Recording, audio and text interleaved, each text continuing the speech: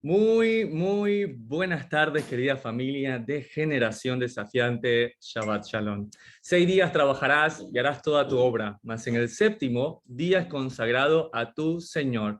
No harás obra alguna ni tú, ni tu esposa, ni tus hijos, ni tus hijas, ni tu siervo, ni tu sierva, ni aun el extranjero, ni aun la bestia que habita dentro de tus territorios. Porque en 6 días hizo el Señor los cielos y la tierra, mas en el séptimo, Shabbat, parar, detener, disfrutar todo aquello que el Señor nos ha dado. Quiero darte gracias, Señor, por la bendición que nos das de disfrutar de tus mandamientos. A la comunidad de Generación Desafiante Mundial en los 4 puntos de la tierra, a mi familia, a mis hermanos, que estamos dispersos, pero que ahora estamos volviendo a casa. Y el día de la fecha vamos a estar estudiando Deuteronomio, Devarim, Palabras, el libro más citado por el Mesías de Israel, de la compañía de mi hijo Isaac. ¿Cómo estás? Bien.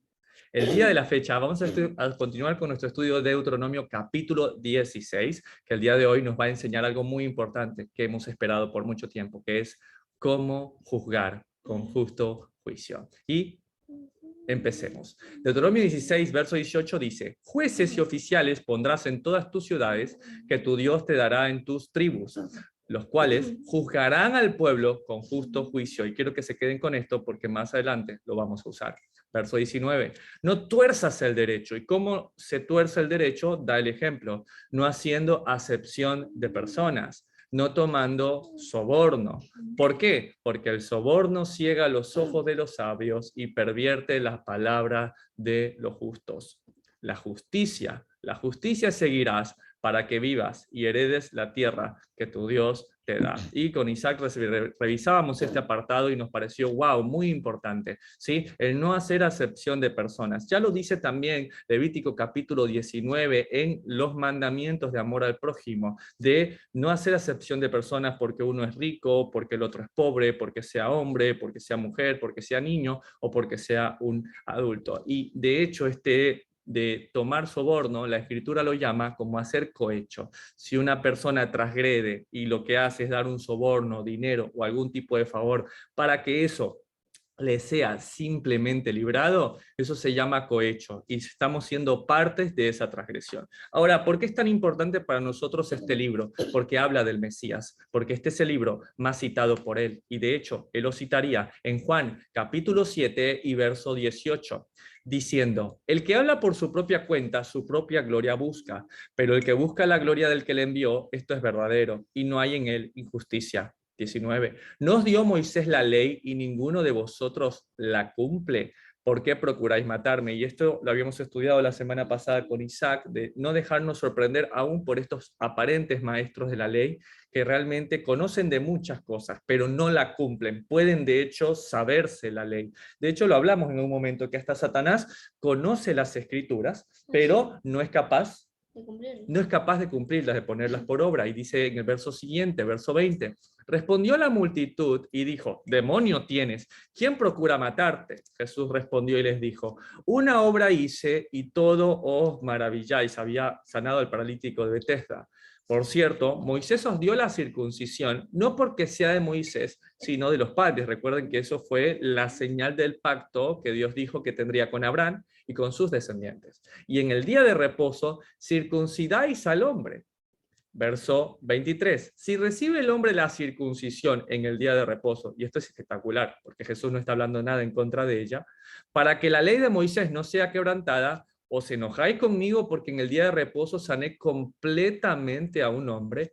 No juzguéis según las apariencias, sino juzgad con justo juicio. Es lo que estamos estudiando hoy. Y si la escritura no nos lleva al Mesías prometido, a Jesús, a Yeshua, no tiene sentido nuestra comprensión o la escritura. Ahora, ¿cómo juzgar con justo juicio? El día de hoy les invito a que tengan sus cuadernos apuntes y sus Biblias listas, porque hoy la escritura, Yeshua, nos va a mostrar cómo hacerlo. Entonces, hoy vamos a aprender cuáles son los pasos para juzgar con justo juicio según la Biblia. Seguramente muchos de ustedes han dicho, pero no se supone que no debo juzgar o sí tengo que juzgar. ¿Cómo hago, hermano? Bueno, el día de hoy con Isaac hemos querido compartirles estos pasos para que esto esté respaldado por la escritura. Paso número 1, el que les voy a mostrar a continuación.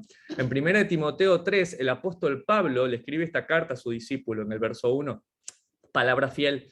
Si alguno anhela obispado, estar a cargo de una comunidad, buena obra desea. Pero es necesario que el obispo sea irreprensible. Entonces te invito a que con tu lapicera, con tu virome, con tu lápiz, empieces a colocar un check, un listo, un visto a todo esto para saber si tenemos o no madera, material para ser obispos, para estar a cargo de una comunidad. Marido de una sola mujer, sobrio, prudente, decoroso, hospedador, que sea apto para enseñar, no dado al vino, no pendenciero, no codicioso de ganancias deshonestas, sino amable, apacible y no avaro. Y todavía no termina de dar las recomendaciones. 4, que gobierne bien su casa y que tenga a sus hijos en sujeción con toda honestidad, pues el que no sabe gobernar su propia casa, ¿cómo cuidará de la iglesia de Dios? ¿Recuerdas, Isaac, cuando yo te expliqué el concepto de un hijo? Que el hijo es aquel que forma el nombre de la familia. Por ejemplo, si tú no estuvieses conforme a la escritura, yo no tendría autoridad para pararme a hablar aquí. Por lo tanto, tu vida y tu ejemplo es lo que me da a mí la autoridad moral para poder enseñar hoy.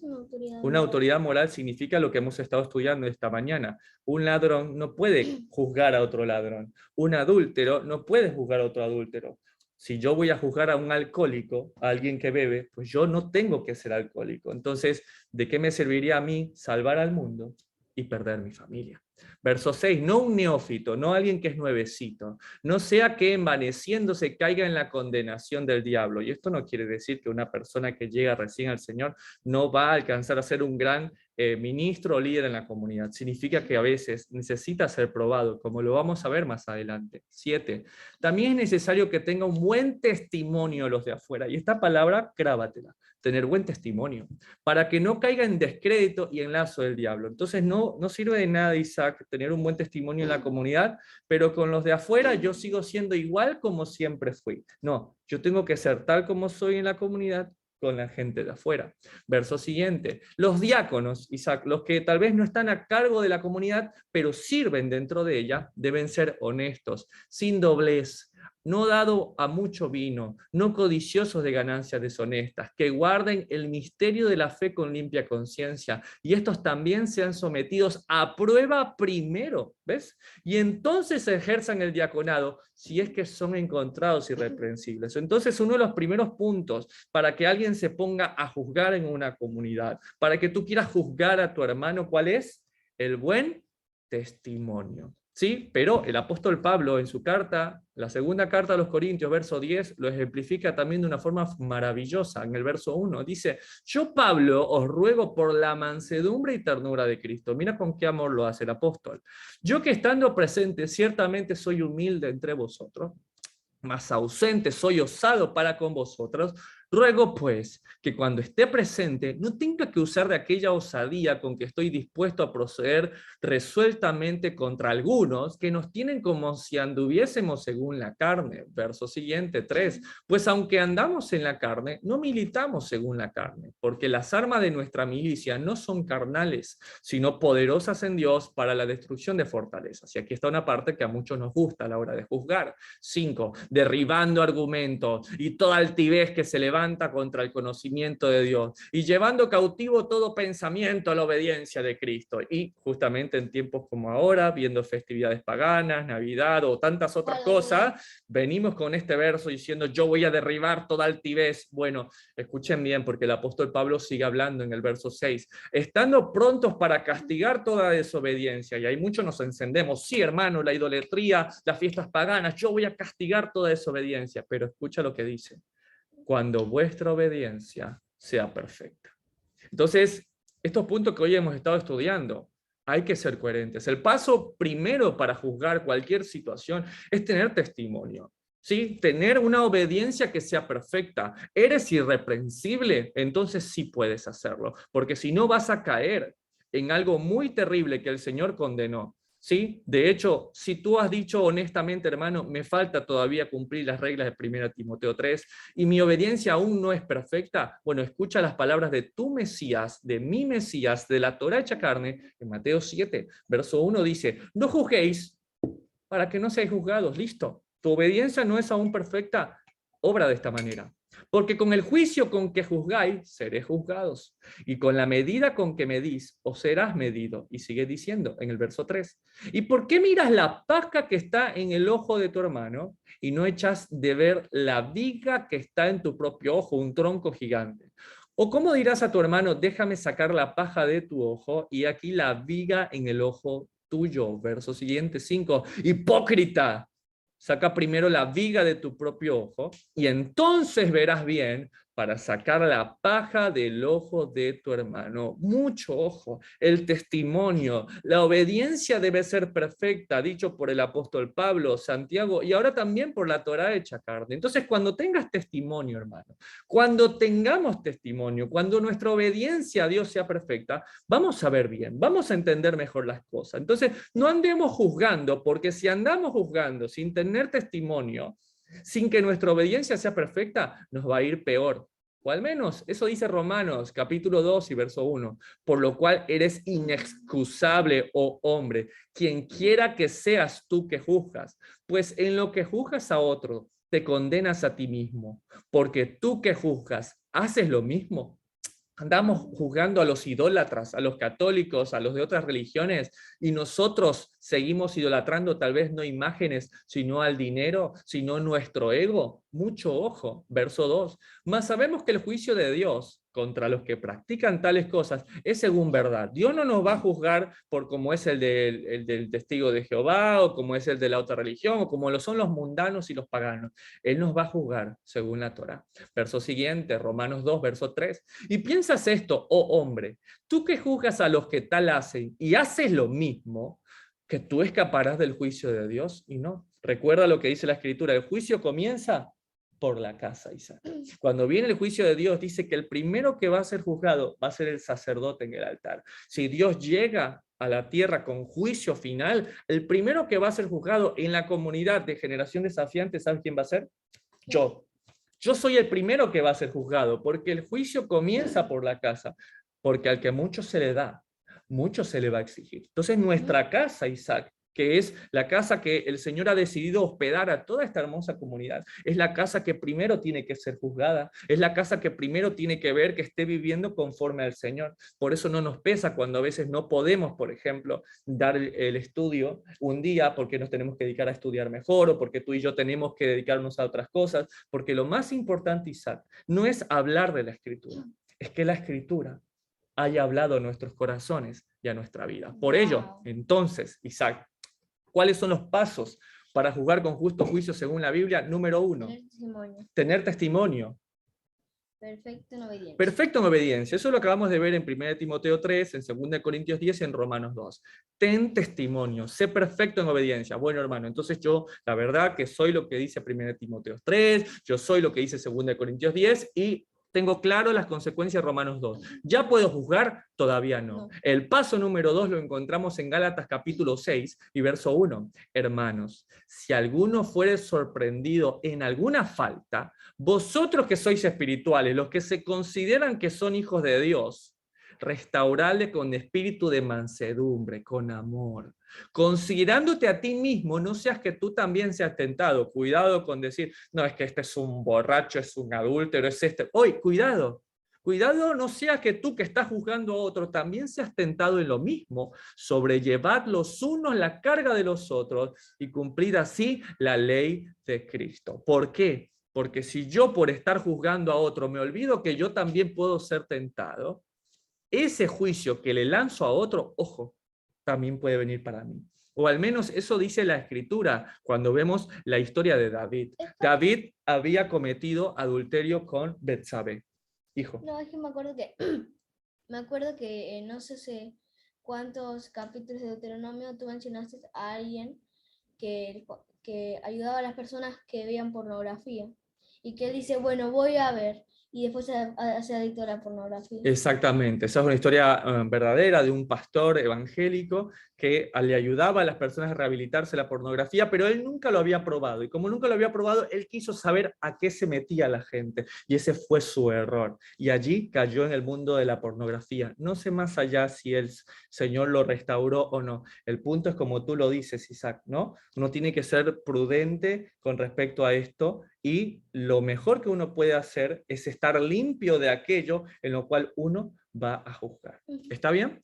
Entonces, eso le pasa a David. David está en pecado con Betsabé, está bien. De hecho, van a tener hasta un hijo con ella, víctima de este adulterio que cometió. Adulterio. Y, exacto, de ese adulterio. Entonces, no quería escuchar a nadie. Viene el profeta Natán y le cuenta una historia y le dice, mira, hay un hombre con su familia que tienen una sola ovejita. Y el ¿Sí? otro tenía muchas ovejas. Exactamente. Dice que la criaba, la cuidaba. Dice que aún, dice la escritura, le daba de comer ahí con de su propio plato, dormía en su pecho, así con muchísimo cariño. Y vino un hombre rico que tenía muchísimos y le llegó un invitado y le quitó la única ovejita que tenía esta familia y se la dio para cocinarla, la mataron y se la comieron en una fiesta.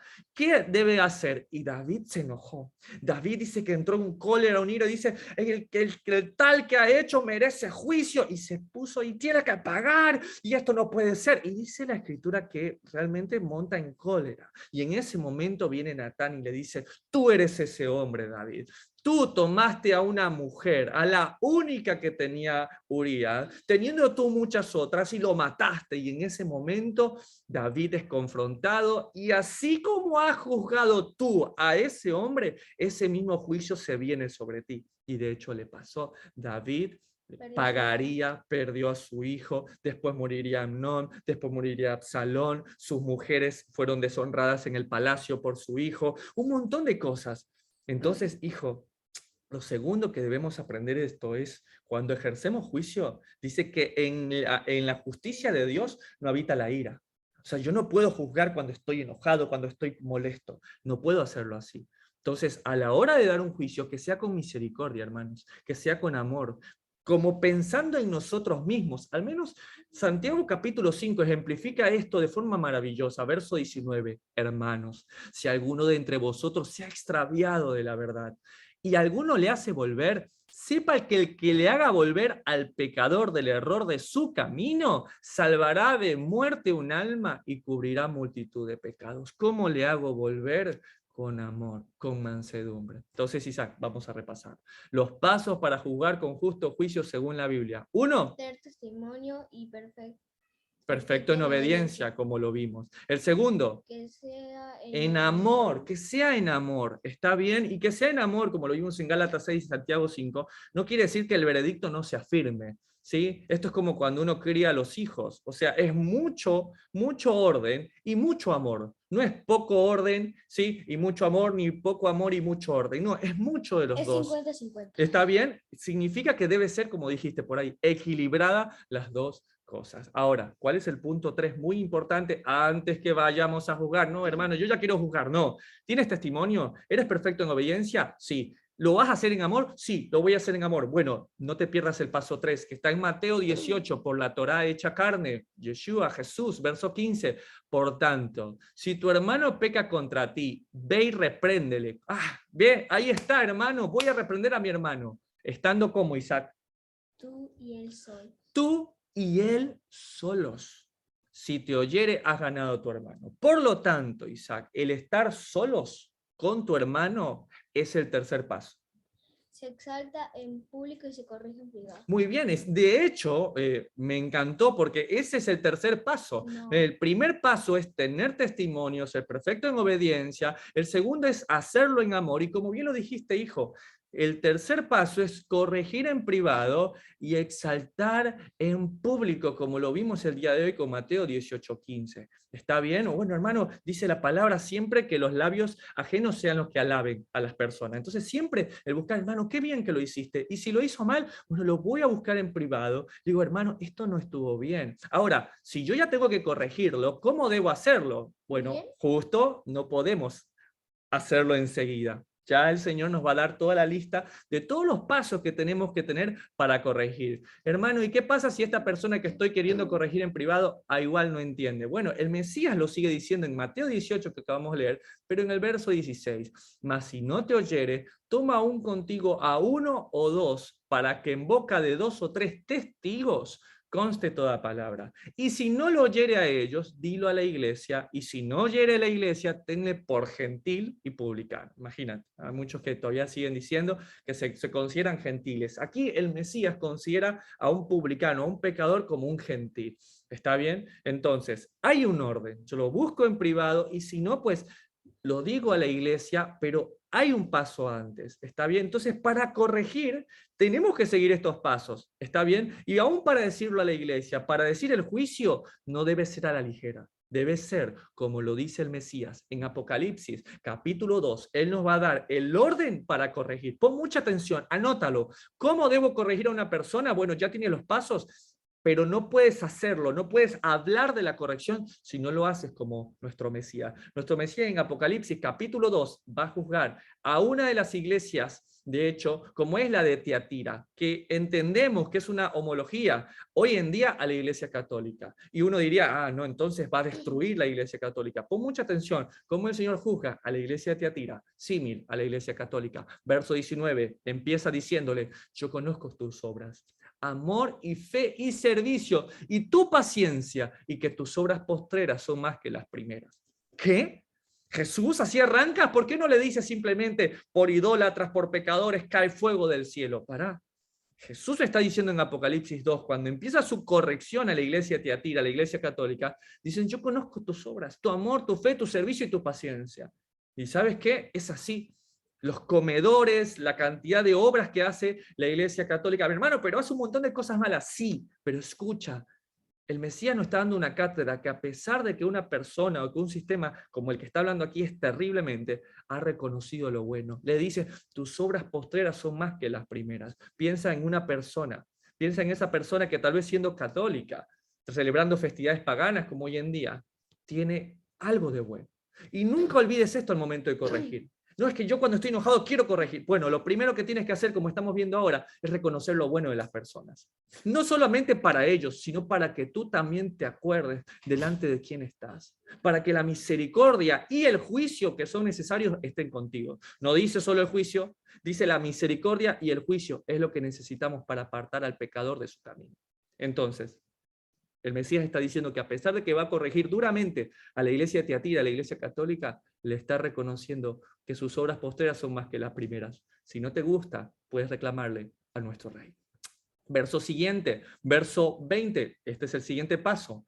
Pero tengo unas pocas cosas contra ti. Aquí viene la corrección, que toleras a esa mujer Jezabel, que se dice profetiza, enseña y seduca a mis siervos a fornicar y a comer cosas sacrificadas a los ídolos. Y le he dado tiempo para que se arrepienta, pero no quiere arrepentirse de su fornicación. Entonces, el siguiente paso para poder corregir a esta persona después de haberle dicho lo bueno, es corregir lo malo. Y entonces sí le decimos, mira, tienes esa mujer Jezabel, que le han cambiado de nombre, le llaman Samiramis, Astarte, Ishtar, la Virgen María, le ponen muchos nombres, pero es esa misma. Y sigue diciendo, verso 22, y aquí yo la arrojo en cama y en gran tribulación, y a los que con ella adulteran. Pero mire lo que dice acá, si no se arrepienten de las obras de ella, y a sus hijos heriré de muerte, y todas las iglesias sabrán que yo soy el que escudriña la mente y el corazón, y yo os daré a cada uno según vuestras obras. Allí llega el juicio. El que al principio haya tenido ternura en reconocer lo bueno, no ha quitado la dureza del juicio de Dios, del cual no nos necesita a nosotros para juzgar, pero quédate con la boca abierta como yo cuando seguí leyendo Apocalipsis 2, verso 24.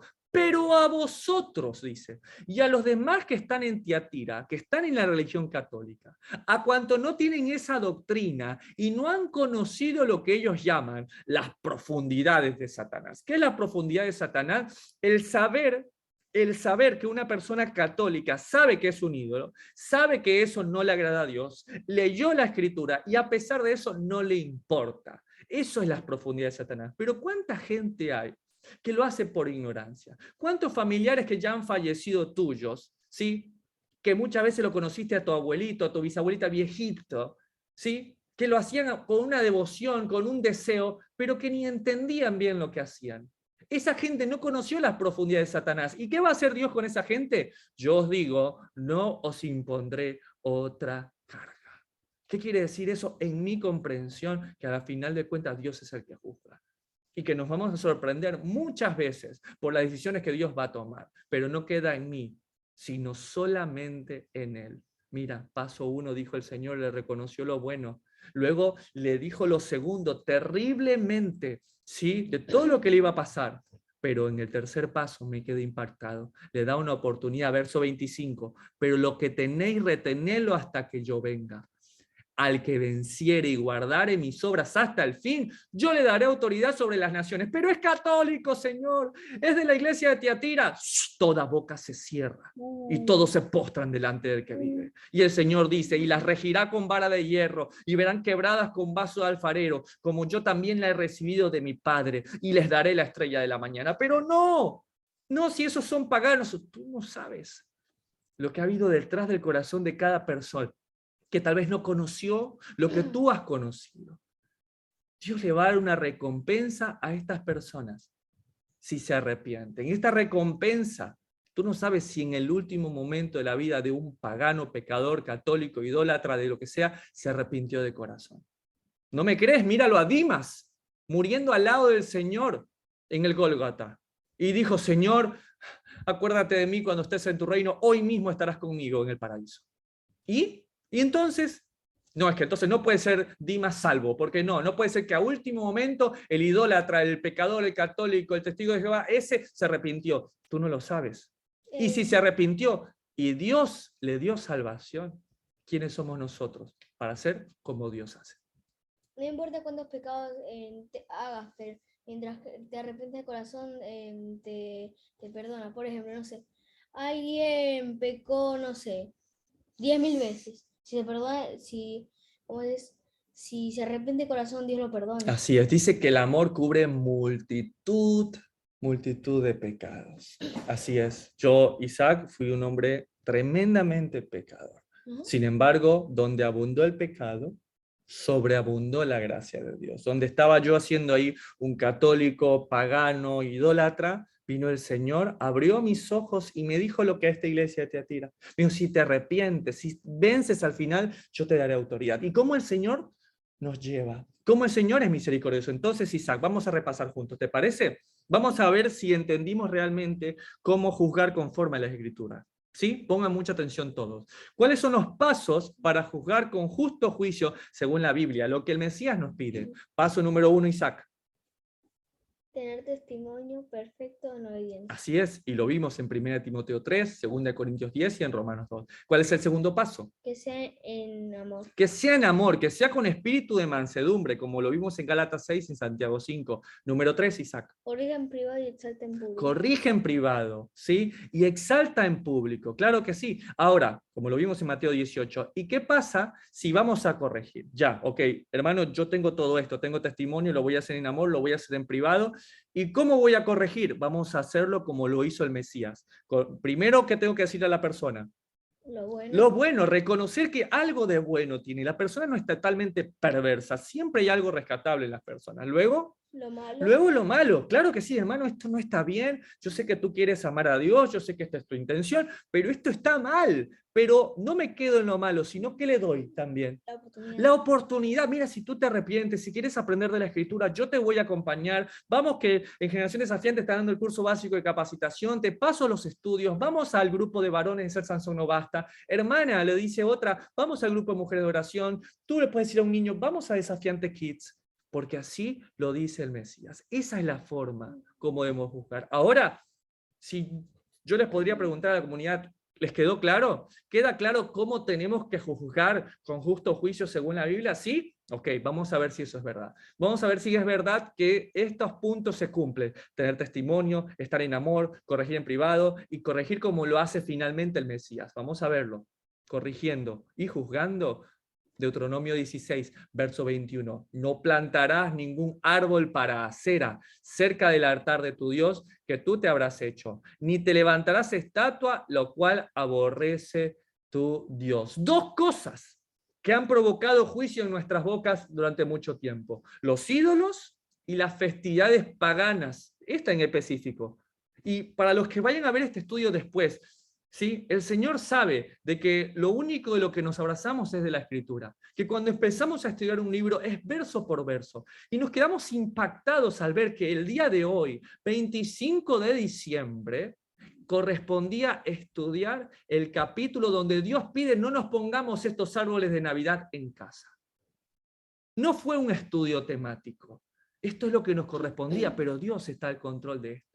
Y justamente enlazarlo con el contexto de justicia y sobornos del cual nosotros venimos hablando. Y en ese contexto aparece la idolatría. Porque ¿qué es la idolatría, hijo? La idolatría es un intento del hombre por sobornar a Dios.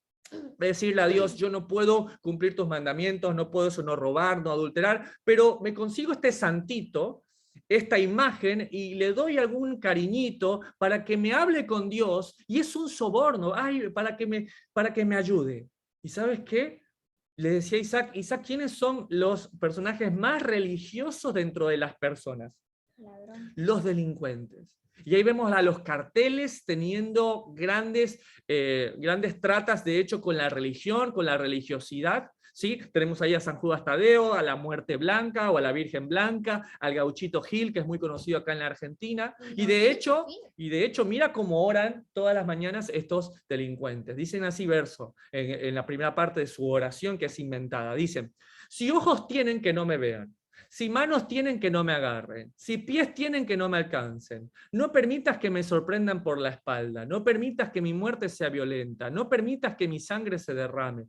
Tú, que todo lo conoces, sabes mis pecados, pero también sabes de mi fe. No me desampares, amén. Y así le rezan, o de otras maneras, a San Judas Tadeo, a la Muerte Blanca, a la Virgen Blanca, a Gauchito Gil y a tantos otros, ¿sí? Que son, exacto, que ninguno es real, pero es de esta manera. Entonces la idolatría, Isaac, es una especie de soborno. ¿Por qué? No quiero obedecer, no quiero prestar atención a la Escritura, pero vengo y soborno a Dios con esta santería. Y de hecho, no le agrada eso al Señor. En 1 Samuel 15, un rey de Israel pensó lo mismo, en sobornar a Dios. Verso 22, y Samuel dijo, ¿se complace el Señor tantos en los holocaustos y víctimas como en que se obedezca a las palabras del Señor? Claro, Saúl le trajo sobornos a Dios. Dios le dijo, mata a Amalek, destruye a Amalek. Y él que dijo, ¿y qué trajo? Sobornos. Bueno, yo sé que tú querías una cosa, pero te traigo una ovejita, una vaca y te traigo al rey. Son sobornos, Isaac. Entonces, mira el consejo, por favor, nunca lo olvides, hijo. Ciertamente, el obedecer, ¿qué es? Es mejor que los sacrificios. ¿Y qué? Y el prestar atención que la grosura de los carneros. Dos cosas, Isaac. El obedecer y el prestar atención. Porque ¿qué hace la gente? No obedece y mete un sacrificio. Eso es un soborno si el corazón tuyo no está arrepentido. Y el prestar atención que la grosura de los carneros. Ay, es que no sabía, entonces traigo la grosura de los carneros. No.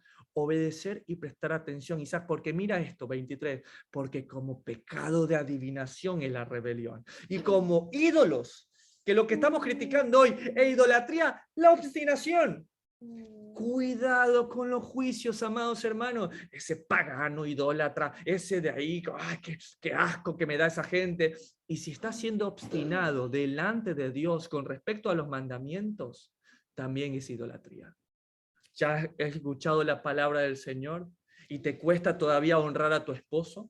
O tal vez, esposo, te cuesta todavía honrar a tu esposo, como dice la Escritura. Eso es idolatría. Hijos, no estamos obedeciendo a nuestros padres en el Señor, obviamente, en la Escritura. Y soy rebelde, bueno, eso es pecado de adivinación. Yo sé que algo está mal y me lleno la boca de atacar a alguien que es un idólatra, pero consumo pornografías a pesar de que la Escritura dice que no. Eso también es obstinación, y eso dice la Escritura que es idolatría.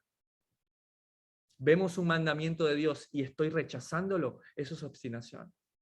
Eso también es idolatría. Deuteronomio 16, verso 21. No plantarás ningún árbol para cera cerca del altar de tu Dios que tú te habrás hecho. Y aquí voy a entrar en este tema del día de hoy. ningún árbol para cera. Dice cerca del altar de tu Dios. ¿Qué quiere decir esto? ¿Sí? No pongas nada que no sea del Señor que distraiga eso. Entonces, ¿qué les decía? Tú estás poniendo ahí tu arbolito cerca del altar de tu Dios y van a venir los paganos y van a adorar y la gente va a pensar que tú estás adorando a ese Dios pagano. Pero es que yo no adoro a Acera, me gusta tener el arbolito, pero cuando venga alguien y adore a Acera, va a estar cerca de ti, va a estar cerca del altar de tu Dios, va a estar cerca de tu testimonio. ¿Y qué vas a hacer? Vas a provocar una adoración errónea delante del Señor. Y esto no solamente tiene que ver con los arbolitos, Isaac, tiene que ver con todo nuestro testimonio, con todo lo que somos. Si nosotros amamos a Dios, ¿tú crees que está bien que un hombre que ama a Dios, que quiere guardar sus mandamientos? Por ejemplo, yo me dedico, no sé, vamos a poner ejemplo, me dedico a crear películas de alto contenido sexual. Ah, pero yo no las veo. Igual, ¿eso estará bien? ¿Cómo que alto contenido sexual? De mujeres desnudas, por ejemplo. Y digo, no, pero es que yo no las veo, yo solo soy un productor, soy un fotógrafo, hago mi trabajo. Claro que no. Entonces, nada de lo que esté cerca de nosotros, aún de nuestro trabajo, puede hacer eso. Imagínate tener un trabajo, Isaac, por ejemplo, que vaya en contra de Dios. No, por ejemplo, digamos que eres un ginecólogo y tú sabes, el que cuida a los bebés en la panza de la madre, y que ahora sale una ley que puedes abortar a los niños y matarlos en la panza de la madre. Entonces, yo no puedo plantar eso cerca de mi trabajo, no puedo hacerlo, eso es una adoración equivocada, errónea. No puedo ser alguien que ama a Dios y dedicarme, no sé, a tener licorerías y venta de cosas donde hay drogadicción, alcohol. Entonces, nada, no plantemos nada en nuestras vidas que provoque una adoración extraña en nuestro trabajo. ¿Qué tal en nuestra ropa? ¿Qué tal si yo digo adorar a Dios, pero no sé, ando con camisas súper ajustadas para que todos vean mis músculos? Y en vez de estar mirando, Isaac, la adoración a Dios, estoy plantando un árbol o una adoración a otra cosa. Entonces tenemos que cuidar, porque estamos siendo nosotros un objeto, un altar delante de Dios. Isaac, no plantemos cerca de nosotros nada que pueda causar eso. Ah, es que yo no podía dejar mis amigos del mundo todavía, y bueno, y me invitan a unas fiestas, pero yo no tomo, yo no bebo, yo no fumo, estoy ahí porque los quiero mucho. Sí, pero el que te va a ver, y va a ver que estás cerca de esa planta de acera, de ese árbol, idolatría, vas a decir, entonces este no es un Dios verdadero. Entonces, mucho cuidado con el testimonio, mucho cuidado con las personas que compartimos, ¿sí? Ah, entonces, hermano Lincoln, usted dice que entonces no me puedo juntar con nadie. No, de hecho te lo voy a especificar hoy. Hoy vamos a aprender a juzgar con justo juicio de cómo actuar, pero que digo, lo que depende de ti, de tu persona, no plantes ningún árbol para hacer acerca del altar a tu Dios que te habrá hecho. Y ahora, Isaac, ¿cuál es la llave que abre las puertas? El contexto. El contexto. ¿Cuál es el contexto de esta acera? ¿Quién es Acera? Y bueno, vamos a ir a la Escritura. La Escritura dice, en Génesis capítulo 9, Isaac, que luego del diluvio, ¿sí? Específicamente en el verso 18, los hijos de Noé que salieron del arca fueron Sem, Cam y Jafet. Y Cam es el padre de Canaán. Estos tres son los hijos de Noé y ellos fueron llena toda la tierra. En el verso siguiente, en el verso 20 dice, después comenzó a Noé a labrar la tierra y plantó a una viña. Y bebió del vino y se embriagó. Y estaba descubierto en medio de su tienda. Y Cam, padre de Canaán, vio la desnudez de su padre y lo dijo a sus dos hermanos que estaban afuera. Y contarle a todo el mundo. Exacto, ya lo estudiamos esto cuando estudiamos el estudio sobre Deuteronomio 5, cuando hablamos sobre los padres, sobre el honrar a los padres. Los invito a que lo vean. Este muchacho deshonró a su padre, pero ¿qué hizo en Génesis 9, versos siguientes, 23, sus hermanos? Entonces Sem y Jafet tomaron la ropa y la pusieron sobre sus propios hombros, y andando hacia atrás cubrieron la desnudez de su padre, teniendo vueltos sus rostros. Y así no vieron la desnudez de su padre. Y despertó Noé de su embriaguez y supo lo que le había hecho su hijo más joven, y dijo, maldito seas Canaán, y siervo de siervos será a sus hermanos. Entonces yo desde aquí quiero que entiendas una línea, Isaac, una línea de bendición con Sem y Jafet, y una línea de maldición con Cam y con Canaán, que era su hijo. Mira lo que pasa con esta línea de maldición. ¿Qué pasa con esta línea de perversión?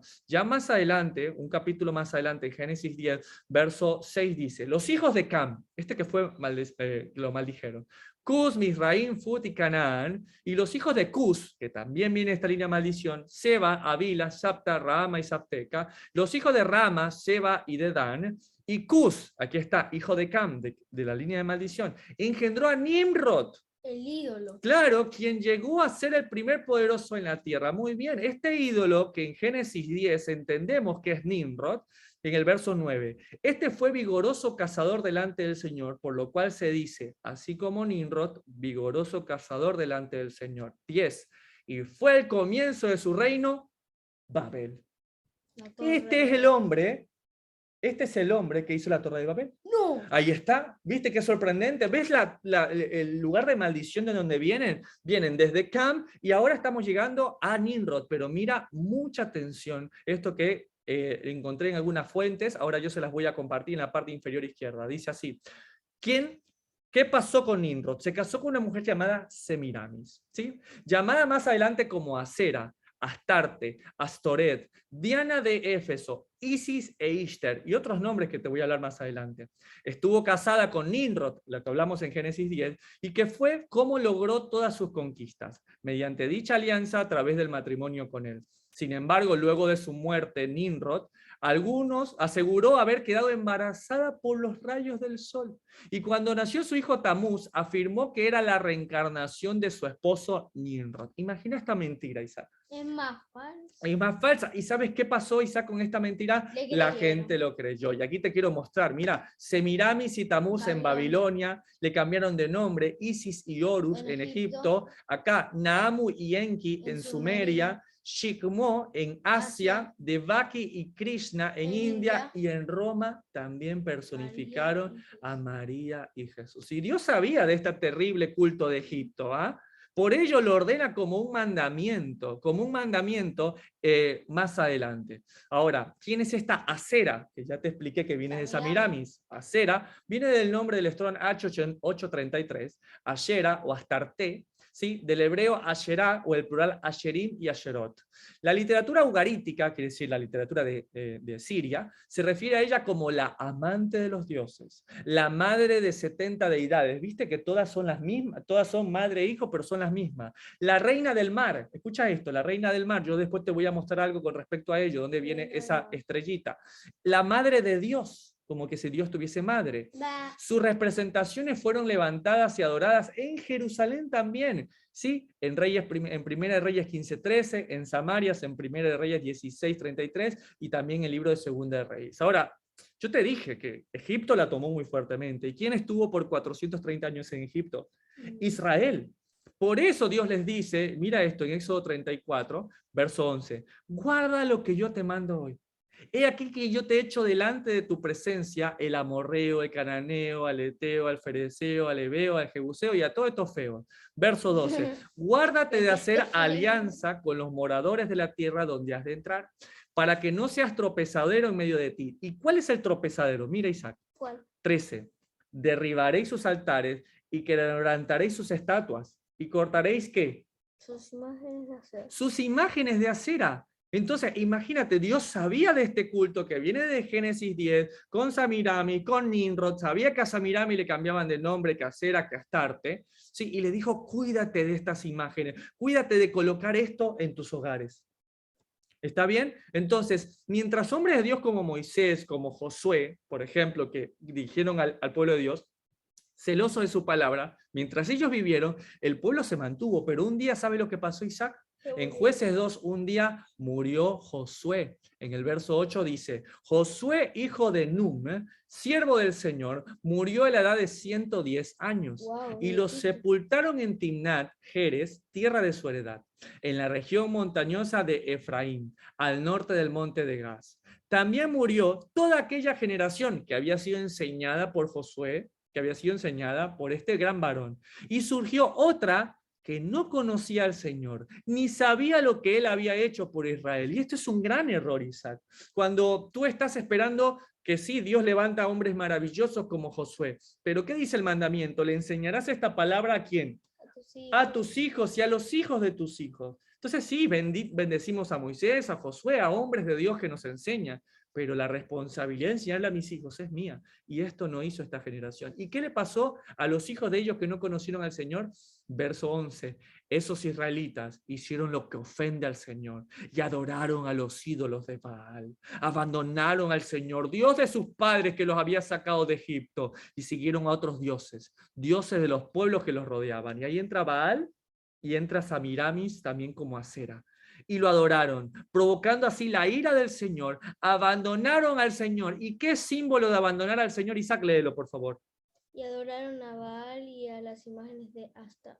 Ahí está. ¿Ves? Esa cara de sorpresa tuve yo cuando estaba revisando la Escritura. ¿Sí? Por eso quería llenarte hoy de la palabra de Dios. ¿Sí? Dios desde el tiempo, ya desde Egipto, desde Éxodo, viene diciendo desde Génesis 10, no adoren a esta mujer, no adoren a Astarte, no adoren a Nimrod, no adoren a Baal, a su hijo Tamuz. Y de hecho te traje una imagen, Isaac, esto es Lemanjá, Brasil, en el norte de Brasil, donde hay la adoración a Acera, a Astarte, ¿sí? Pero le llaman Lemanjá. Imagínate aquí en la cabeza, ¿qué le ponen? Una estrella. ¿Ves? La ponen en un pedestal y le ponen una forma de una estrella, porque le llaman la reina del mar. De ahí viene la estrella en la cabeza, ¿sí? Vestida de esto. Está bien, mire cómo le ponen estrellitas, le ponen cosas en el cuerpo. Y esto, como tú dijiste, ahí entendemos de dónde vienen estas costumbres paganas de vestir con estrellas en la cabeza. Y lo vamos a ver más adelante, cómo transformaron este mito, ¿sí? En algo y lo enlazaron con los árboles. Vamos a verlo más adelante. Pero mira lo que dice en Primera de Reyes 15 con respecto a Acera. 11. Asa, un buen rey, dice, hizo lo recto ante los ojos del Señor como David su padre, porque quitó del país los sodomitas, quitó los ídolos de sus padres que habían hecho. Y escucha esto. También privó a su madre, Maaca, de ser reina madre, porque había hecho un ídolo de Acera. Además deshizo Asa el ídolo de su madre y lo quemó junto al torrente de Cedrón. Entonces, Isaac, siempre todo lo que depende de ti, lo que depende de tu propia casa, tú siendo como un rey en tu reino, haz todo lo necesario para sacar todos los ídolos paganos, mientras sea tu casa, mientras sea tu propio reino. Y te traje otras referencias, los van a ver en la parte inferior derecha, todos los lugares donde traigo la información para que ustedes mismos la verifiquen. Algunos pasajes mencionan la existencia de más de una imagen de Acera junto a las de Baal. ¿Recuerdas que ahora de hecho te mostré uno de los pasajes? Objeto de culto que simboliza a Acera.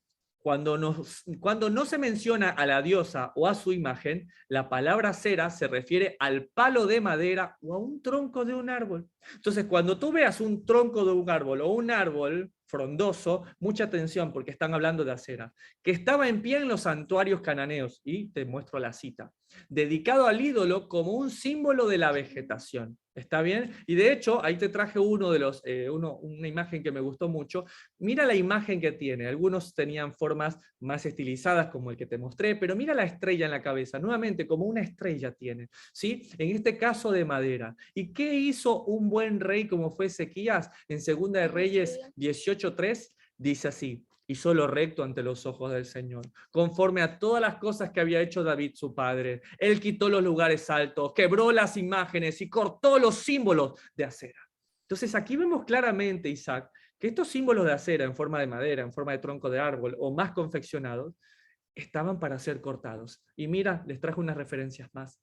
Los objetos de culto eran elaborados, como lo vimos, plantados, como dice Deuteronomio 16:21, no plantes esos árboles, o eran levantados. El símbolo escogido del culto era, léelo por favor. El tronco de un árbol o árboles frondosos. Pinos. Como el pino. Entonces, el famoso árbol que nosotros vemos de Navidad, justamente a quién representa, a este culto, Nimrod, Samiramis, Tamuz, Acera, Astarte, todo habla de lo mismo. Esto explica la prohibición de plantar árboles junto al altar del Señor que nosotros hemos estado viendo. ¿Por qué? Porque ya vimos esta historia, como Samiramis murió su esposo, algunos dicen que vino un jabalí y lo atacó, y el punto dice que cuando cayó su cuerpo cayó sobre este árbol, sobre este tronco, y este tronco refloreció como un pino, y por eso había que adorar al árbol. Un montón de cosas. Ahora, si ya enlazamos, Isaac, a Acera con el plantar el árbol y a este árbol, Entonces entendemos lo que hizo Ezequías cuando quitó los símbolos de acera. ¿Qué símbolo? Significa que a veces era una estatua, significa que a veces era un tronco, o a veces pudo haber sido un árbol. Un árbol vestido con una estrella grande en la cabeza. ¿Está bien? Entonces nosotros, al igual que Ezequías, estamos siendo llamados que en nuestros dominios, que en nuestras comunidades, que en nuestras familias, en nuestra casa inmediata, mi esposa y mis hijos, quitar estos árboles. Está bien quitarlos a él realmente, ¿sí? Y esto es tremendamente, porque al igual que la muerte de Moisés y de Josué, también a la muerte de Ezequías, ¿sí? Que fue el que quitó estos árboles, el pueblo se volvería nuevamente a Baal, a Asera, a Nimrod, a Miramis, a su hijo Tamuz, ¿sí? ¿No me creen? De hecho, les quise traer algunas imágenes, como en ciertas culturas al dios Tamuz se lo tiene como a Nimrod, como al dios Mitra también, ¿sí? Y se lo ejemplifica como una cruz también. ¿Por qué? Porque se le dice como que si fuese el dios Sol también. Ahora, es interesante esto y permítame comentárselos. Tamuz habría nacido exactamente en el solsticio de invierno o la Saturnalia o lo que conocemos nosotros como el 25 de diciembre según el calendario babilónico. Semiramis decreta que ella y Tamuz deberían ser adornados como dioses, Isaac. Él como el dios del sol, Baal, y ella, al considerarse la esposa de un dios, la madre terrenal de otro dios que sería Tamuz, se proclama a sí mismo como la reina del cielo y la madre de Dios. Dos títulos que de hecho en la religión católica le dan a la Virgen María, para que te des cuenta cómo eso se ha trasladado a nuestros días. Y pareciese que el pueblo entendió después de sufrir, pareciese que después de haber tenido un rey como Ezequías, la gente entendió, pero ¿sabes qué pasó? Murió Ezequías y mira lo que hizo el pueblo de Israel. Ezequiel, capítulo 8 y verso 12 dice, y me dijo, hijo de hombre, ¿has visto las cosas que los ancianos de la casa de Israel hacen en tinieblas, hacen en oscuridad? Dice, cada uno en sus cámaras pintadas de imágenes, ¿qué hacían como los paganos? Imagínate ahí pintando mujeres desnudas en sus paredes. ¿Cómo se llama eso, Isaac? Pornografía. Y eran de la casa de Israel, hijo. Eran de la casa de Israel, ¿sí? Imagínate, ¿cómo puede ser posible? Ahora, alguien que escucha este estudio dice, hermano, es terrible lo que usted está diciendo. ¿Me está diciendo que en la casa de Israel había pornografía? Espérate, que eso no es lo peor de todo. Porque dicen ellos, no nos ve el Señor. Dios ha abandonado la tierra. Me dijo después, vuélvete aún y verás abominaciones mayores que estos. ¿Y qué es peor para él inclusive que esto? Dice en el verso siguiente, verso 14, y me llevó a la entrada de la puerta de la casa del Señor que está al norte. Y aquí mujeres que estaban allí sentadas, endechando a Tamuz, llorando a Tamuz, estaban alabando, adorando a Tamuz. ¿Cómo puede ser? ¿Cómo puede ser que pasó una y otra vez, que pasaría en Egipto, que pasaría con la muerte de Moisés y Josué, después con la muerte de Ezequías? Es como que no entendemos. Y además de adorar a Tamuz, mira lo que hacían un poco más adelante en el verso 15. Luego me dijo, ¿no ves, hijo de hombre? Vuélvete aún, verás abominaciones mayores que estas. Y me llevó al atrio de adentro de la casa del Señor. Y aquí junto a la entrada del templo del Señor, entre la entrada y el altar, como 25 varones, sus espaldas vueltas al templo del Señor y sus rostros hacia el oriente, y adoraron al sol postrándote hacia el oriente. ¿Quién es el sol? El dios Baal, siempre. Tamuz, Baal, que es Nimrod, y Samiramis, Astarte, Asera, Ishtar, Astoret, siempre lo mismo. Y de hecho te traje una fotografía. Te puse un antes en el tiempo de Egipto, ahí lo tenemos, cómo se fue actualizando a través del tiempo y el actual. ¿Sí? Tomando la imagen de una sierva del Señor que no le importó hasta poder morir con tal de albergar en su vientre al Señor. ¿Cómo esta adoración equivocada? La reina Semiramis y sus seguidores sostenían que el 25 de diciembre un árbol siempre verde brotaría durante la noche de un tocón seco en Babilonia y que Nimrod volvería secretamente todos los años a la misma hora para dejar presentes en el árbol. ¡Wow! Llegó la Nochebuena.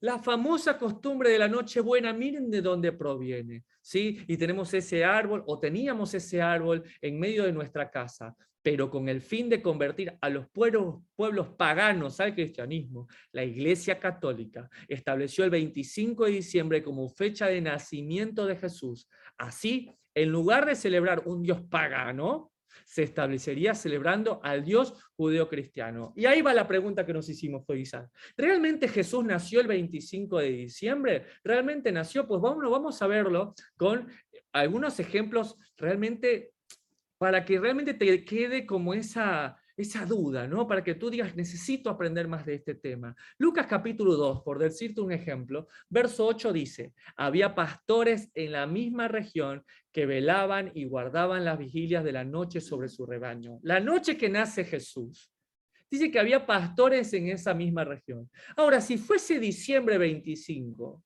¿sí? Un día como hoy, siendo invierno en Belén de Judea, que está entre 0 y 7 grados de temperatura, ¿realmente te parece lógico que estos pastores salieran a pastar?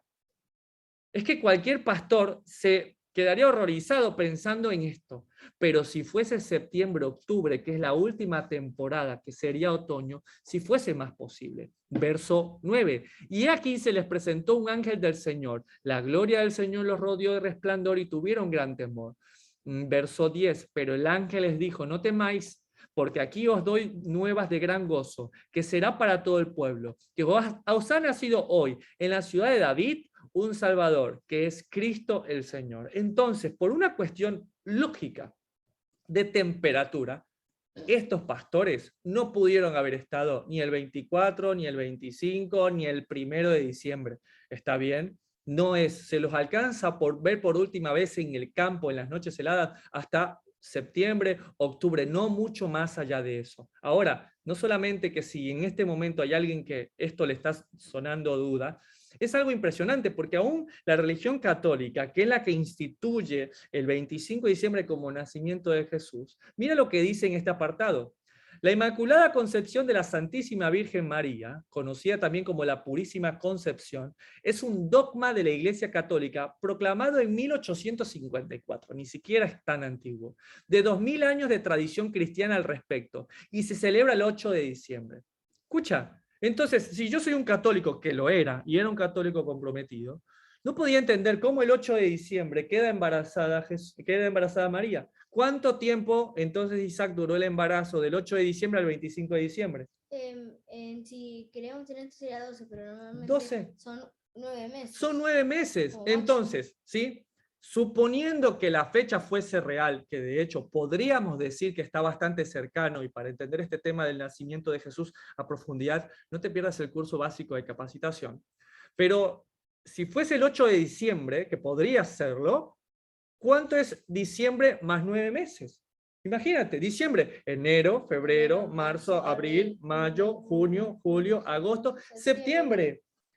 Ahora, septiembre, ponele septiembre, octubre, que sea ese el tiempo del nacimiento de Jesús. Septiembre, octubre, ¿qué festividad hay en septiembre, octubre que venimos Sukkot. estudiando? Muy bien, la festividad mayor de Sukkot que venimos estudiando la semana pasada, no te pierdas el estudio de festividades bíblicas mayores, que era una festividad de peregrinación, que ahí sí se entiende por qué Jesús, por qué Miriam, María, tenía que viajar hasta su ciudad natal, hasta Jerusalén, ahí hasta Belén de Judea, ¿sí? Porque hay una festividad. De hecho, Lucas capítulo 2 lo dice en el verso 1. Aconteció en aquellos días que se promulgó un edicto de parte de Augusto César. Y era muy interesante esto, porque de hecho Augusto César lo hace con esta intención. Saben que las personas, al menos de Judea, al menos de Israel, cumplen estas peregrinaciones y decide aprovechar esto para hacer un censo. Que todo el mundo fuese empadronado. Este primer censo que se hizo siendo Cirenio gobernador de Siria. E iban todos para ser empadronados, cada uno en su ciudad. ¿Está bien? Verso siguiente, 4. Y José subió de Galilea, de la ciudad de Nazaret, a Judea y a la ciudad de David, que se llama Belén, por cuanto era la casa y la familia de David. Claro, tú vas a tu casa, es la festividad de Sukkot, tenés que cumplirla y vas a donde está tu familia. Pero ¿qué terminó pasando? Verso 6. Y aconteció que estando ellos allí, se cumplieron los días de su alumbramiento, y dio a luz a su hijo primogénito, y lo envolvió en pañales, y lo acostó en un pesebre, porque no había lugares para ellos en el mesón. Primera cosa, Isaac. Un pesebre no es un establo, como se nos ha hecho ver, con animales, con vacas, con cosas. Segundo lugar, ahí donde dice la palabra mesón, es la palabra malón en hebreo, o cataluma, que es en griego, que es simplemente el lugar de huésped, el lugar donde uno se queda. Ahora, si fue una fecha donde aparentemente era 25 de diciembre y no hay festividades, ¿por qué no iba a haber lugar en el lugar? Ahí está. ¿Por qué no había lugar allá donde se querían quedar? Buenísimo eso. Porque eran festividades. Y si eran festividades, ¿cómo estaba la ciudad? Llenísima. Entonces no había lugar en ellos. Entonces, no, es que entonces se fueron a un establo. Fueron a un establo y ahí nació Jesús. No.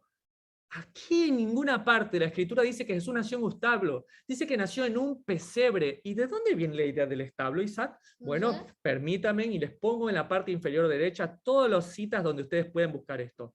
La representación del nacimiento de Cristo es una tradición católica de 8 siglos de historia. Comenzó con el Belén de San Francisco de Asís en 1223, imagínense en esto, situado en Grecia, Italia. San Francisco era devoto de la Natividad de Cristo y en la Navidad de 1223, encontrándose en la ermita de Grecia, sintió la necesidad de reproducir el misterio del nacimiento, solicitando la autorización del Papa Honorio III. Sigamos leyendo. San Buenaventura, Juan de Fidanza, que nació en 1217 al 74, era un teólogo y cardenal italiano. Es quien narró este acontecimiento de San Francisco de Asís. Mira, lo que creemos que nació en la Biblia, nació en el corazón de un monje católico. 3 años después de su muerte, él, Francisco, quiso celebrar en Grecia el recuerdo del nacimiento del niño Jesús y deseó hacerlo con toda posible solemnidad, a fin de aumentar mayormente la devoción de los fieles. La inclusión, escucha esto, Isaac, del buey y del asno se debió a la lectura de San Francisco en Isaías. Él estaba leyendo Isaías y mira lo que leyó. Conoce el buey a su dueño y el asno el pesebre de su amo. Israel no conoce, mi pueblo no discierne. Isaías 1:3. ¿Y qué hizo él? Bueno, me pinta que ahora sea un establo. Entonces, lo que este hombre católico agarró una parte de la escritura y se la puso al nacimiento de Jesús. Entonces, ¿cómo puede ser que hemos estado creyendo esto? Nuevamente le repito, ahí tienen todos los links.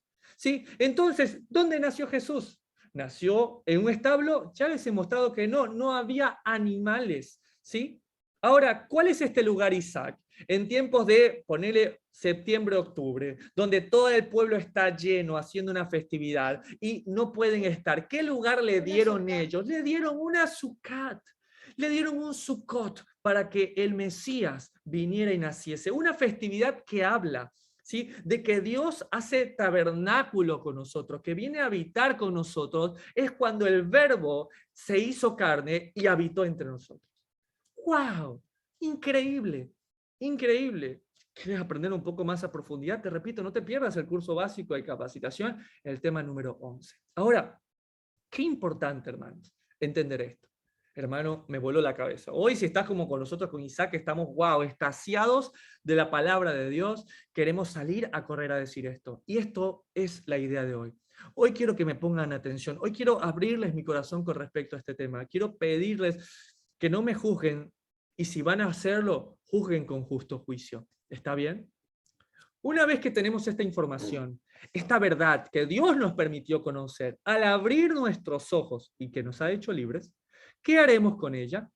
Este es el consejo de la Torá: juzgar con justo juicio. El día de hoy, que justamente es 25 de diciembre, que la gente está celebrando la Navidad, ¿cómo vamos a juzgar la Navidad? Vamos a empezar a mandar mensajes y vamos a empezar a decirle a la gente: es pagano, a mí no me decía feliz Navidad. ¿Cómo vamos a actuar? ¿Cómo vamos a juzgar? ¿Cómo vamos a obrar? Bueno, hoy pongamos a prueba lo que hemos aprendido. Los pasos para juzgar con justo juicio según la Biblia. ¿Cuál era el primer paso? Tener testimonio, ser perfecto en obediencia. Entonces, yo tengo que preguntarme, ¿yo celebré la Navidad alguna vez? Tal vez sí, tal vez no. Tal vez sí, tal vez no. ¿Está bien? Y si la celebraste alguna vez, ¿con qué intención la celebraste? ¿Celebraste con intención pagana o tú, al igual que mucha gente, lo hace simplemente porque es una ocasión de reunirse y es algo bonito? Sí, hermano Lincoln, pero eso no puede ser excusa. Ok. Sigamos juzgando, sigamos. Todavía no mandes tu juicio. Sigamos. Si celebraste alguna vez la Navidad, entonces, ¿de qué estás hablando? ¿Sí? Si tú al igual que ellos, entonces es mejor que seas cuidadoso. Ahora, puede ser que alguien diga, no, yo nunca celebré la Navidad porque yo soy un hebreo de hebreos de la tribu de Benjamín, yo no soy como los paganos. Bueno, segundo paso antes que juzgues, hermano, hazlo en amor. Ay, hermano, es que yo no amo a esa persona, entonces si no la amo, no la juzgues.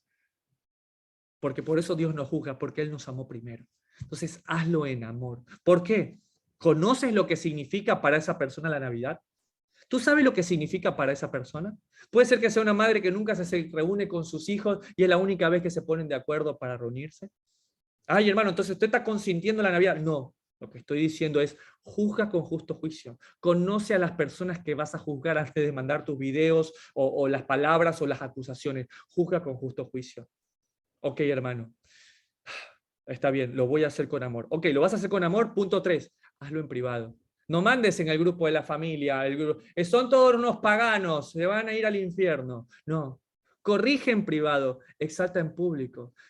Tienes 365 días para hablarle del Señor y vas a usar la única oportunidad donde esta gente baja la guardia para atacar sus creencias. O sea, no te diste el tiempo todos los días del año para acercarte a tu papá, a tu mamá, a tu familiar, a tu amigo, a tu conocido, para hablarle del Señor. Pero el día que ellos te invitan, ¿ese día vas a atacarlos? ¿Realmente vas a hacer así? Quiero decirte algo, no estás juzgando con justo juicio. Ahora, digamos que tú, está bien, dices, bueno, yo la celebré, pero lo voy en alguna vez, pero me he arrepentido. Paso 2, lo voy a hacer en amor. Voy a agarrar a esta persona y le voy a decir con todo el amor. Tercero, no voy a atacarla en este día. Voy a esperar el momento para enseñarle la escritura. Perfecto. No olvides corregir como lo hace él. Paso 1, lo bueno. Hermano, yo sé que tú anhelas a Dios. Mamá, abuelita, primo, yo sé que tú anhelas a Dios. Por eso celebras la Navidad, ¿verdad? Sí, primo, me parece muy lindo. Ok, ¿cuál es lo malo? Lo malo es de forma incorrecta, primo. No lo estás haciendo bien, pero permíteme que te acompaño. Sí, sí, no es bueno esto. A Dios no le agrada. ¿Cuál es lo último? Dale la oportunidad. ¿La oportunidad qué es? Voy a dedicar mi tiempo para que crezcas en el Señor. Ven, invito a un curso básico. Ven, yo voy a sacar de mi tiempo para que tú aprendas de la Escritura. Porque si no, ¿cómo estamos juzgando? Venimos y atacamos la Navidad, una Navidad que una vez celebramos, lo estamos haciendo sin amor, estamos corrigiéndolo en público a las personas y haciéndolas quedar mal, y ni siquiera hemos reconocido lo bueno que tiene esta gente que podría estar celebrando, no sé, cualquier otra cosa, pero que de una u otra manera en su ignorancia creen alabar a Dios, a pesar que, como lo dije, lo hacen de forma incorrecta. Ni siquiera les has dado la oportunidad, le hemos dado la oportunidad de hacerlos crecer en la palabra. Vamos a hacer unas preguntas que me han hecho. Okay. Y si me invitan unos conocidos, colegas, compañeros o vecinos a esta festividad, este es mi consejo. Si no existen lazos, simplemente decimos no. ¿Cómo? Si viene un conocido, oh Lincoln, venga a la fiesta de Navidad que estoy haciendo en mi casa. No, muchas gracias, porque no hay un compromiso. Nadie se va a enojar por eso. Un compañero de trabajo, Lincoln, vamos a hacer la fiesta de Navidad de todos reunidos acá y esto. Bueno, no puedo, tengo otra ocupación. ¿Pero si estás libre? Está bien, pero escucha, si estoy, en este caso, por ejemplo, a mí hay personas que me invitaron a la Navidad, este viernes noche, ¿y yo qué tengo los viernes noche? Shabbat. Shabbat, ¿estoy mintiendo? No, tengo otras ocupaciones. ¿Está bien? Tengo una reunión importante. Entonces, si alguien me invita y yo no tengo ningún lazo de compromiso, la respuesta es no. Ni lo juzgo, ni le digo nada, la respuesta simplemente es no. Pero, ¿y si me invitan familiares queridos? O una familia que estoy alcanzando para el Señor. ¿Qué hago? ¿También les grito que no? ¿No? ¿Sí? Escucha, esto va a depender, siempre la decisión la vas a tomar tú, pero permíteme acompañarte lo que dice Eclesiastés, capítulo 7 y verso 16. No seas demasiado justo, ni seas sabio con exceso. ¿Por qué habrías de destruirte? ¿Por qué habrías de destruirte? ¿Por qué? Porque a veces, no es que está en la Escritura, y si está en la Escritura yo juzgo. ¿Tienes testimonio? ¿Lo vas a hacer en amor? ¿Realmente lo estás haciendo en privado? Porque si no, que no te pase como nos pasó a muchos de nosotros. A mí específicamente. Que porque conocí un poco de la Escritura, vine con un Bible bat, con un bate, con una Biblia y le caía bibliazos a la gente, a mi familia. Y perdí la oportunidad de mostrarle que el Dios al que servía también era un Dios de amor. No te destruyas. No, hermano, es que en esa festividad no es ni por la festividad, es porque ahí comen cerdo y ese cerdo, bueno, llévate un tupper, llévate una ensalada, pide allá solamente ensalada. ¿No es acaso más importante la gente que la comida? No, hermano, es que lo que pasa es que esa comida, a pesar de que es una comida, no, dijeron que iban a hacer pavo con ensalada, pero esa comida es al ídolo de la Navidad, pues, y eso entonces yo no lo quiero comer. Pero los ídolos nada son. Bueno, justamente eso lo dijo Isaac en 1 Corintios 8, el apóstol Pablo, verso 1. En cuanto a lo sacrificado a los ídolos, sabemos que todos tenemos conocimiento. El conocimiento envanece, pero el amor edifica. No seas demasiado sabio. 2. Y si alguno se imagina que sabe algo, aún no sabe nada como debe saberlo. Pero si alguno ama a Dios, es conocido por él. Verso siguiente, 4. Acerca, pues, de las viandas, de la comida que se sacrifican a los ídolos, lo que tú dijiste, Isaac. Sabemos que un ídolo nada es en el mundo y que no hay más que un Dios.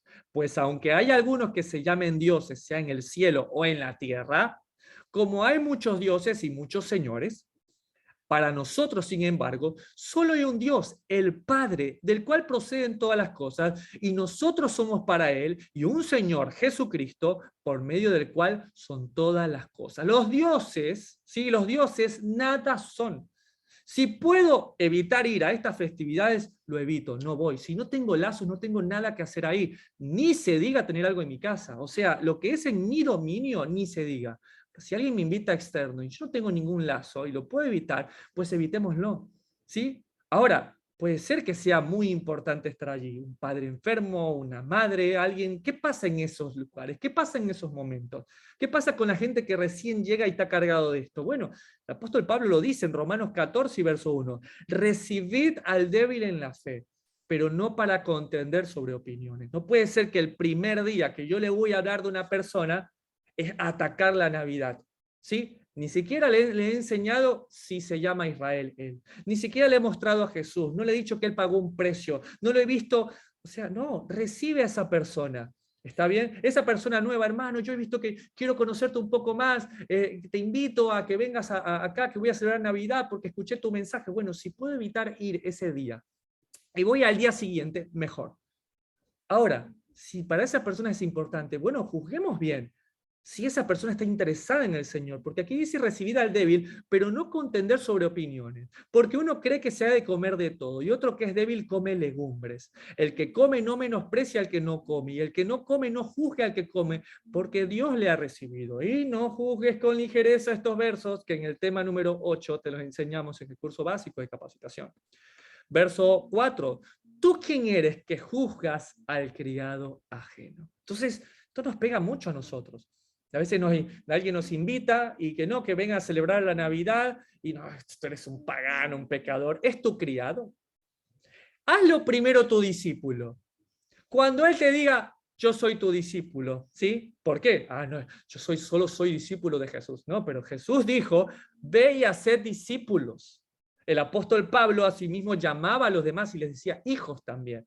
Entonces, antes de estar criticando a las personas por las fiestas paganas que tienen, quiero decirte que no las puedes juzgar si no es tu siervo, si no es tu criado, si no es tu discípulo, si no es alguien a quien tú estás discipulando.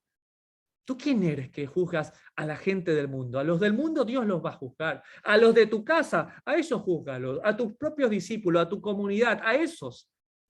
Para su propio Señor está en pie o cae, pero estará firme, porque poderoso es el Señor para hacerle estar firme. Tú no sabes si esta persona que te invita a su casa, que tú has visto que tiene un deseo genuino por el Señor, tú no sabes lo que puede provocar en ese hogar. Cuidado de juzgar. No, es que en esa casa que hay la Navidad, en esa casa son todos unos paganos. Ojo, cuidado con juzgar. Que no nos pase como pasó en la Escritura. Lucas, capítulo 19 y verso 1.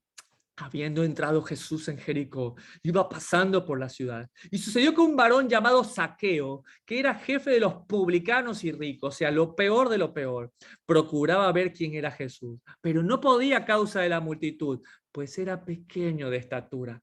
Y corriendo delante de él, como te lo puse en la foto, Isaac, subió a un árbol sicómoro para verle, porque había de pasar allí. Verso 5. Cuando Jesús llegó a aquel lugar, mirando hacia arriba, le vio y le dijo, Zaqueo, date prisa, desciende, porque hoy es necesario que pose yo en tu casa. ¡Guau! Pero Jesús, ¿por qué no le mandas primero a limpiar su casa y que saque los ídolos y después tú entras en esa casa? Vamos a ver si eso dice en el verso siguiente, 6. Entonces él descendió a prisa y le recibió gozoso, y al ver esto todos murmuraban, diciendo que había entrado a posar con un hombre pecador. Y aquí está. No, es que no vayas a tal lugar porque ese lugar son todos unos pecadores. Ok, hay que juzgar con justo juicio. Si yo puedo evitar ir a esa casa, pues lo evito. Si veo que es una persona que tiene mucho deseo por escuchar de la palabra de Dios, ¿puedo ir, hermano? Sí. Dice la escritura que tiene que haber una consecuencia de esa visita. Verso 8. Entonces Zaqueo, puesto en pie, dijo al Señor, he aquí, Señor, la mitad de mis bienes doy a los pobres, y si en algo he defraudado a alguno, se lo devuelvo cuadruplicado. Si eso causa, imagínate, si eso causa el que tú como un representante de Jesús en una casa, eso es un buen fruto. Pero no te olvides también que si tú estás arriba, el que está abajo te ala. Nunca es al revés. Entonces uno tiene que jugar con justo juicio. ¿Qué hago yo en esa casa? ¿En esa casa quieren escuchar de la palabra de Dios? ¿O ya es la misma casa que todos los años se ponen a tomar, a fumar, a beber, que hay problemas? ¿Yo qué hago ahí? Nada. Pero por ahí puede ser, hermano. Y va a quedar decisión tuya, que te encuentres un Zaqueo, que realmente tiene deseo de escuchar del Señor. Y los dioses de la Navidad, nada son. Lucas 19, verso 9. Jesús les dijo, hoy ha venido la salvación a esta casa, por cuanto él también es hijo de Abraham, porque el Hijo del Hombre vino a buscar y a salvar lo que se había perdido. Y es inevitable para mí entender de que él vino a buscar y a salvar los que estaban perdidos, perdidos entre fiestas paganas, perdidos entre idolatría. Yo no puedo olvidar aquel día cuando se me empezó a hablar del Evangelio. Yo estaba yendo de visita a un lugar, a un monasterio pagano lleno de idolatrías. Y aquella persona que me predicó de la palabra del Señor no me juzgó, sino que empezó a hablarme de la Escritura. Me habló la Escritura, me mostró a Jesús, me fue enseñando, no me juzgó, sino que me amó con el amor de Dios. Y hoy, 11 años después, aquí estoy. Porque aquellos que siempre me criticaban y me juzgaban, sin enseñarme, sin darse el tiempo, llegó un día alguien que me habló con amor, alguien que me mostró al Dios de la Biblia. Si estás haciendo algo, por favor, deja de hacerlo, porque no quiero que malinterpretes mis palabras. Por eso estas conclusiones son muy claras y son para ti. Conclusiones. La Navidad es una fiesta pagana que el Señor condena y aborrece. Es así. Los creyentes en el Mesías no debemos celebrarla o consentir en nuestras casas o comunidades. En ese puesto de autoridad donde tú estás, no consientas. Haz como hizo Ezequías. Corta la cabeza de Astarte. Saca esos árboles paganos. Si se nos invita a ellas, no acudimos ni juzgamos a los que las celebran, ya que no son nuestros discípulos o siervos. Nuevamente el concepto de tener el lugar de autoridad, en el lugar donde nosotros tenemos, no los consentimos. Y si no existen lazos en nuestro trabajo, algunas cosas así, no vamos ni por compromiso, no consentimos esto. Espero que haya quedado claro. Sin embargo, habiendo dejado esta postura muy clara, quiero también que escuches esta referencia. Ahora, si quien me invita es un familiar muy querido, tiene que ser alguien realmente muy amado, por quien estoy orando y mostrándole la verdad de las Escrituras. No es solamente que sea muy querido, no. Tengo que estar orando por él, tengo que estarle mostrando la verdad de las Escrituras, tengo que haber tenido un compromiso, porque si no es una reunión simplemente pagana. Y para ellos es un día especial de encuentro familiar. Y yo todavía no he llegado a ese punto de hablarles sobre la Navidad o sobre las fiestas paganas, pero lo voy a hacer en algún momento. Queda en mi decisión asistir. Queda en ti, hermano. Entendiendo que los dioses de las naciones, como los de la Navidad, nada son. Y con el fin de no ocasionar o una enemistad o una separación. Eso va a quedar en ti. Me han escrito personas diciéndome que su padre, al cual por fin está escuchando la palabra de Dios, está muriendo con cáncer. Y le ha pedido que en esa reunión donde muchos de sus hijos quieren estar juntos, tú también vayas. Queda en tu decisión asistir. Entendiendo esto, si le estás orando por tu padre, si le estás mostrando la verdad de las Escrituras, pero tal vez no has llegado a hablar ese punto en particular. La Navidad es solo un día. Tenemos 364 días para mostrarles a ellos también la verdad. Esto es juzgar con justo juicio, porque al final lo único que va a derrumbar los altares paganos, la Navidad o cualquier otra fortaleza son Devarim, palabras, Deuteronomio, el libro más citado por el Mesías de Israel. Señor, quiero darte gracias por este estudio y orar por mis hermanos, Señor. Seas tú, que sea tu rúa, que sea tu espíritu, que sea tu palabra, quien les lleve, Señor, a tomar decisiones acertadas, a juzgar con justo juicio, a tener testimonio, a hacerlo con amor, a hacerlo en privado, reconociendo lo bueno, lo malo y dando la oportunidad a las personas para mejorar, Señor. Y que todo lo que hagan al final de cuentas tenga ese fruto que así como Zaqueo, así como yo y así como tantos vinimos a la luz de la Escritura. Gracias, Señor, porque al final de cuentas, Padre, tú eres el que juzga, Señor. Y aún quiero orar, Padre, por aquellos que puedan perseguirme, Señor, y maldecirme por el estudio del día de hoy, sabiendo, Señor, que tú al final eres el que conoce mi corazón y que al final de cuentas, tú eres quien juzga y somos nosotros los que amamos.